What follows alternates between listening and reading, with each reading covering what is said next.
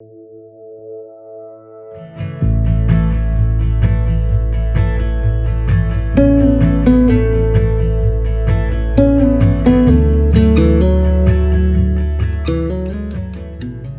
you saw in the opening, we did something. We bought a camper.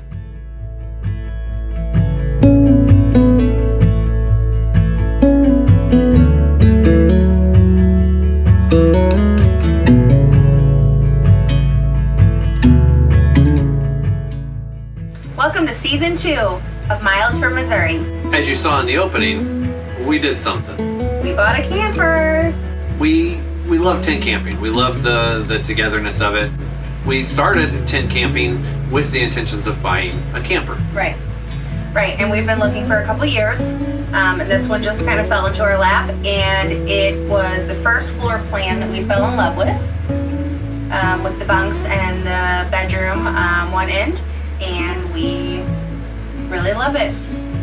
If you've looked at the new RV market right now, you know that it is like everything is $4,000 higher than it was 2 years ago even. So we bought this one, we got a decent deal on it, and it's a 2016.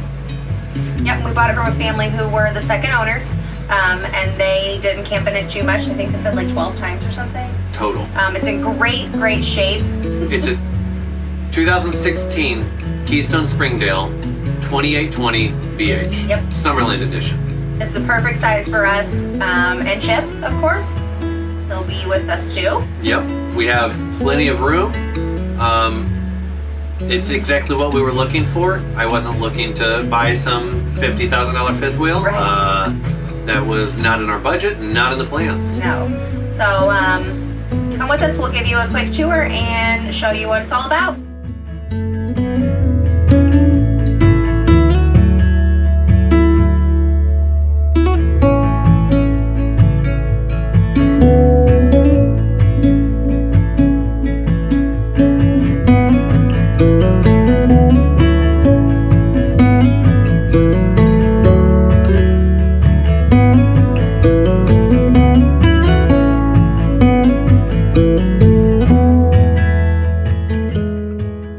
Welcome. We have a 2620 2016 Keystone Springdale. This is the Summerland edition, so it has a few little upgrades here and there. Behind me, you'll see we have the master bedroom, 2 curtains, a little bit of privacy, much more than you ever had in a tent.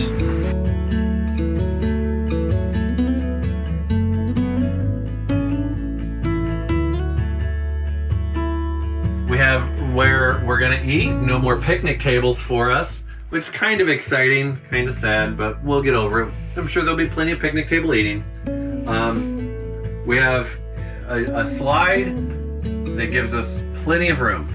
We have a lot of storage underneath the couch for our extra blankets, that kind of stuff. This is actually a jackknife sofa. It pulls out so that we can sleep more people than what the truck will ever hold.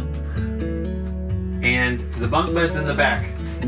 The bunk beds in the back are rated for 300 pounds apiece. We won't test that, but plenty of room for the kids. My worry of always looking towards the bunk houses when you get to this age older is they started having the smaller beds, and that wouldn't work for our kids. Our kids bring plenty of stuffed animals. They bring a lot of toys. They bring everything. Jordan will have half of it filled with books. It's just what they do. And so that would have never worked for us.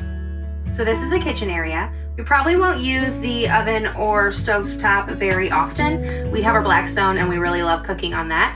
But it does have, it's pretty tiny. Tiny little oven we can make brownies or cookies in or something. A tiny little microwave, for like ramen noodles or mac and cheese cups.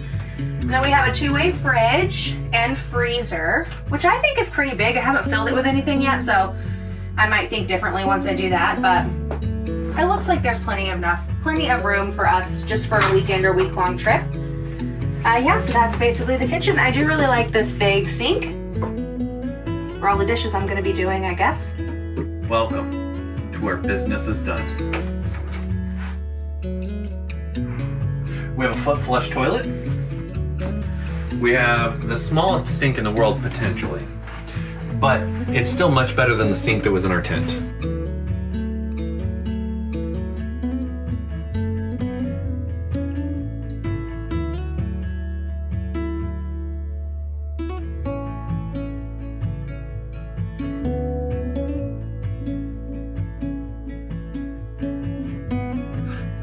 have a door to the outside world so that we won't track nearly as much dirt coming in whenever we're actually camping. That we can have the kids just come straight in and do their business. It's going to be fantastic. So why did we buy a camper? Well, it's going to allow us to camp earlier, camp in different climates. We're going to take it much further than we did a tent, to different places. The security of having everything that you want to bring. I know the truck was full when we tent camped, but now it's going to be back here.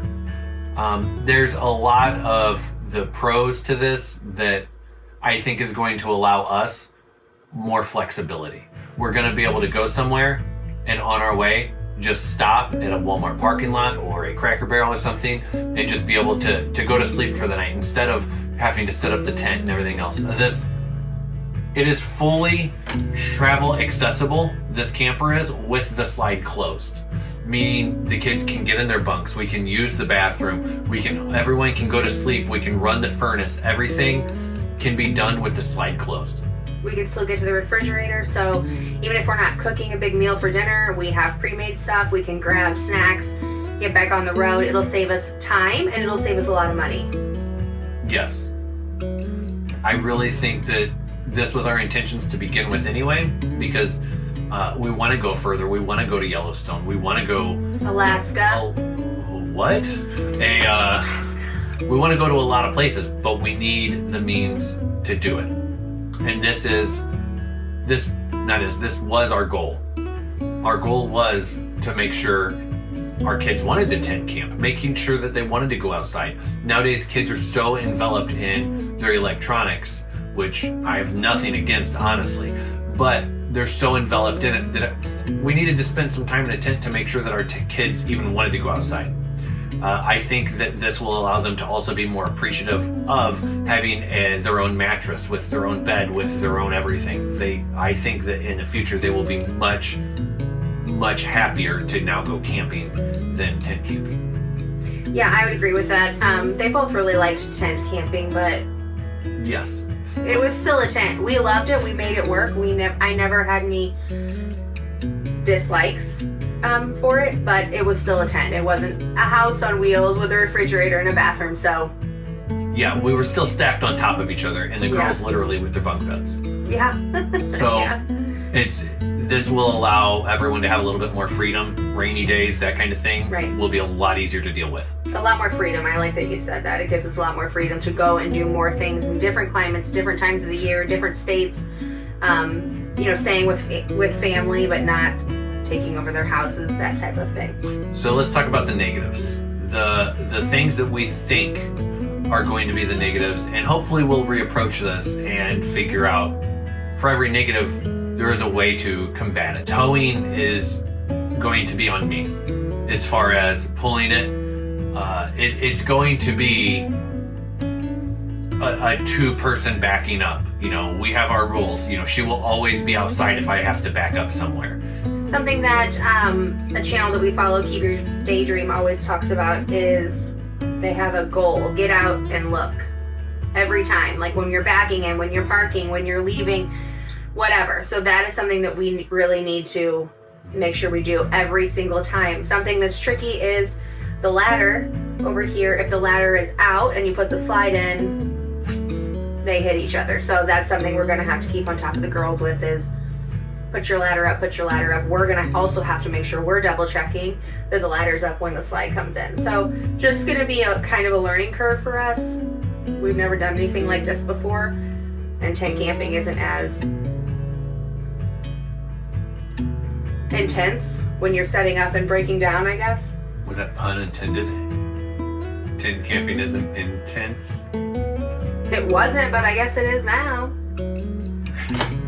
Anyway. Another negative or downside of camping in a camper is going to be the cost, the expenses. Once you buy everything for tent camping, you pretty much have everything except for your food.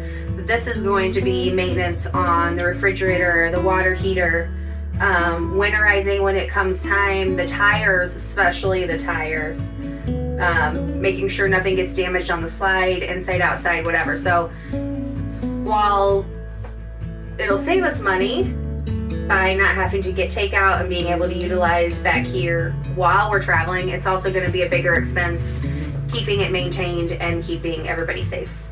Yeah. The other thing that I can think of as a negative is the hooking up and, you know, getting set up at the tent site or the campsite is going to be completely different. When we tent camped, we did it enough off camera, on camera, to the point where we had a system. We knew how everything went into the back of the truck. We knew how to hook up. We knew what order everything went into the back of the truck, so that when we unloaded it, we knew the tent comes out first, and we set that up and exactly how to set it up, and we had all of that down. You know, and now I'm gonna have a sewer hose, I'm gonna have a freshwater hose, I'm gonna have all these other things that are now going to be a lot more, a lot different. They're gonna be a lot different. And it's gonna be building processes for that and hoping nothing breaks in the process. Yeah. Let's try to avoid that. It's just gonna be learning, just like it was with tent camping, but this was a lot more expensive than our tent, so. A lot. By a lot. In fact, it's a lot more expensive than our tent every month. Every month, weird how that works, but that's okay. So our intentions with this camper is to take it a lot of places. We already have huge trips booked. We are going to be going several different directions out of Missouri. Yeah. Several different directions inside of Missouri. So our intentions with this year, this season, this camper are going to be exploring with our kids, seeing different parts of the country, making memories, and hoping that we don't break anything. The last part especially. It's just going to be a learning experience, and I'm really excited. So you can expect to see a lot of how we do things, a lot of tutorials, a lot of this is how I would do it. You know, I'm going to do a whole video on what it takes to buy a camper, because it is not as simple as most people think. It can be, but if you're looking for something very specific like we were, finding this floor layout in an older model that fit our budget, that was still in good shape and not damaged, that had absolutely zero water damage or any damage at all, took time. It was challenging, for sure. So stick with us, and we'll see you at the next mile marker. Bye. Oops. It's been messed up the whole time.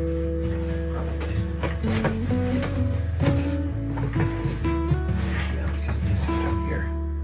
This one's not. Push it. It's real good. Bum, ba-da, bum, bum, bum. Ba-da-da-da-da.